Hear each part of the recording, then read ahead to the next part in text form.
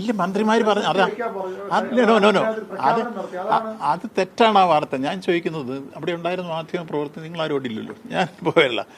അവിടെ ഞങ്ങൾ ഓടി ചെല്ലുമ്പോഴേ മാധ്യമ പ്രവർത്തകർ ഇതുപോലെ മൈക്കുമായിട്ട് വന്നു. ഞാൻ നോക്കട്ടെ എന്ന് പറഞ്ഞിട്ട് പോലും സമ്മതിച്ചില്ല.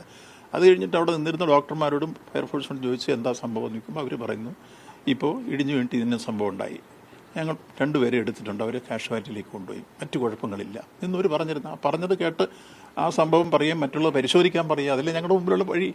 അപ്പോൾ അവിടെ നിന്നിട്ട് നമ്മൾ കണ്ടില്ല, കാണാത്തൊരു കാര്യം ഇവർ പറഞ്ഞത് മാധ്യമങ്ങളോട് പറഞ്ഞിട്ട് ബാക്കി പരിശോധിക്കാൻ നിർദ്ദേശം കൊടുക്കുകയാണ്, അല്ലാതെ നിർത്തിവെക്കാൻ ഒരു സ്ഥലത്തും പറഞ്ഞിട്ടില്ലെന്ന് മാത്രമല്ല. സ്ഥലമാണ് എന്ന് മന്ത്രിമാർ പറഞ്ഞുകൊണ്ട് തെരച്ചിൽ നിർത്തിവെച്ചതാണ് ഭർത്താവും പറഞ്ഞത്. അതെ, അത് അദ്ദേഹം ആ സ്ഥലത്തില്ലായിരുന്നല്ലോ. നിങ്ങൾ മനസ്സിലാക്കേണ്ട, അദ്ദേഹം സ്ഥലത്തില്ല. സ്ഥലത്തുണ്ടായിരുന്ന ആളുകളോട് നിങ്ങൾ ചോദിച്ചു നോക്ക്.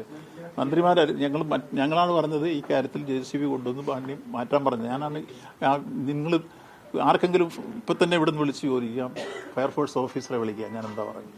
അയാളെ വിളിച്ചു വരുത്തി ആരാണ് ജില്ലാ ഫയർഫോഴ്സ് ഓഫീസർ പറഞ്ഞു. അപ്പം അവരുടെ സ്റ്റാഫ് വിളിച്ചുകൊണ്ട് വന്ന് ഓടി. അയാൾ നിർത്തി. ഞാൻ പറഞ്ഞു പെട്ടെന്ന് നിങ്ങൾ JCB വെച്ച് മാന്തി ബാക്കി പരിശോധിക്കാൻ. ഇതാണ് നിർദ്ദേശം കൊടുത്തത്.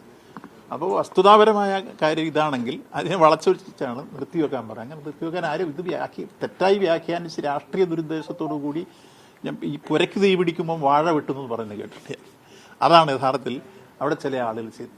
അത് രാഷ്ട്രീയമാണ്.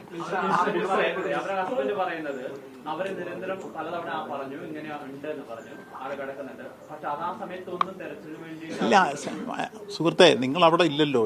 അവിടെ ആ സമയത്ത് അദ്ദേഹം ഇല്ല. ഈ പറഞ്ഞ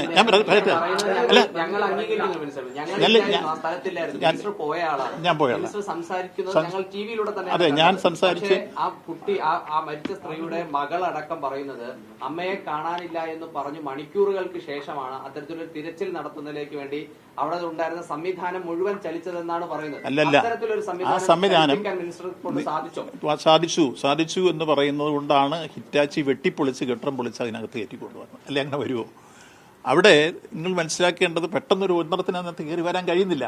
മറ്റൊന്ന്, ഇടിഞ്ഞു വീണ് കെട്ടിടത്തിന്റെ ഒരു ഭാഗം ഏത് സമയത്തും ബാക്കിയുടെ വീഴാമെന്ന് ഇരുത്തിനിൽക്കുന്നു. അതിന്റെ കീഴെ ഒന്നും മനുഷ്യനെ കയറി ഏതെങ്കിലും ഒരു കല്ല് മാറ്റിയാൽ അല്ലെങ്കിൽ ഒരു പോള മാറ്റിയാൽ ബാക്കിയുടെ ഇടിഞ്ഞ് മേലോട്ട് വീഴും.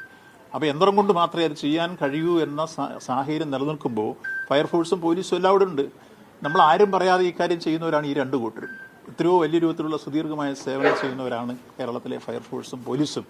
ഇത്തരം പ്രശ്നങ്ങളിൽ ആ ചെയ്യുന്ന കൂട്ടർ അവിടെ നിന്ന് അവർ ജാഗ്രതയോടുകൂടി ഇതിന് ചുറ്റുവലയം നിൽക്കുന്നുണ്ട്. ആ നിന്നിപ്പോൾ ഇതിൽ ഏതെങ്കിലും തൊട്ടാ ബാക്കി അവരുടെ നിന്നിട്ടുണ്ട്. അപ്പോൾ യന്ത്രം കൊണ്ട് മാത്രമേ ചെയ്യാൻ കഴിയൂ. അപ്പോഴാണ് ഞങ്ങൾ ചെന്നിട്ട് നിർത്തി ആരാ ഫയർഫോഴ്സ് ഓഫീസർ എന്ന് വിളിച്ച് ചോദിച്ചു. ഇനി ആളാണെന്ന് പറഞ്ഞു. വരാൻ പറഞ്ഞു.